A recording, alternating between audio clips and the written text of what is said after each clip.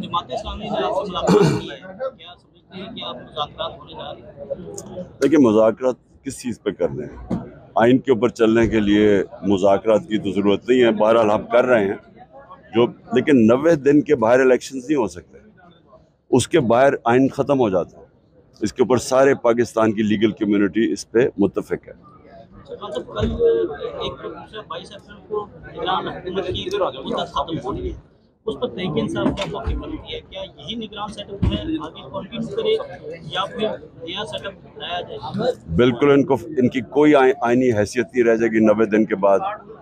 सब कुछ जो ये करेंगे गैर आइनी होगा। इनको बिल्कुल हटना चाहिए और एक एडमिनिस्ट्रेटर अपॉइंट करना चाहिए जिसका सिर्फ काम हो इलेक्शन करवाना। ये तो एक और एजेंडा के ऊपर केयरटेकर गवर्नमेंट आई है जो सब कुछ कर रही है सिवाय इलेक्शन के और सिवाय फ्री एंड फेयर इलेक्शन के। ये तो वो इंतकामी कार्रवाई है जो कभी यहाँ हुकूमतों ने नहीं की।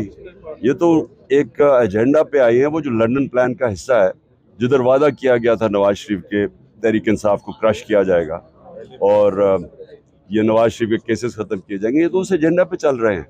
ये तो इसका तो कोई ताल्लुक ही नहीं है केयरटेकर गवर्नमेंट से। शाहिद हुसैन सैयद साहब ने कहा है कि इमरान खान साहब के जो सऊदी प्रिंस हैं, बादशाह हैं, उनके साथ बड़े अच्छे अलमात हैं और अमेरिका के साथ भी जो मामलात हैं वो ठीक है।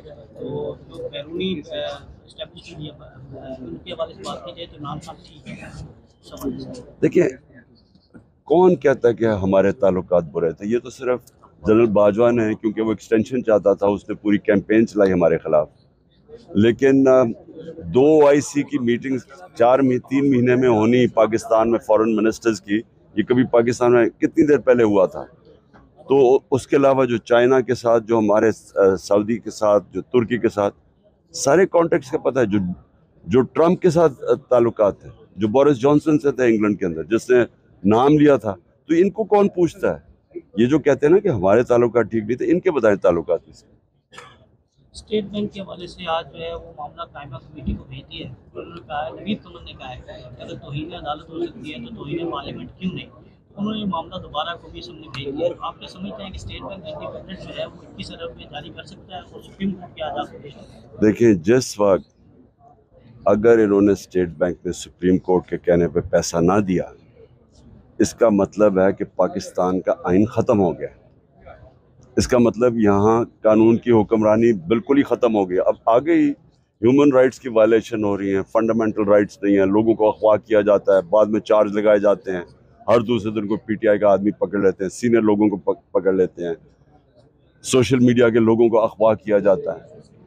यानी जिस तरह का इस वक्त हमारे पूरा ब्लैकआउट किया हुआ है मीडिया पे, तो ये तो पाकिस्तान में पहले ही कोई ह्यूमन राइट्स या फंडामेंटल राइट्स ख़त्म हो गए हैं।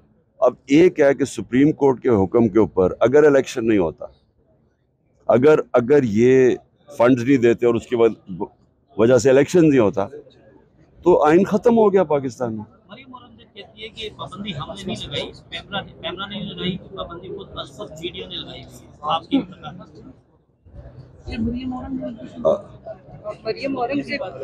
हवाए नफ्स की है हुक्मरानी, लुटेरा कर रहा है पासबानी।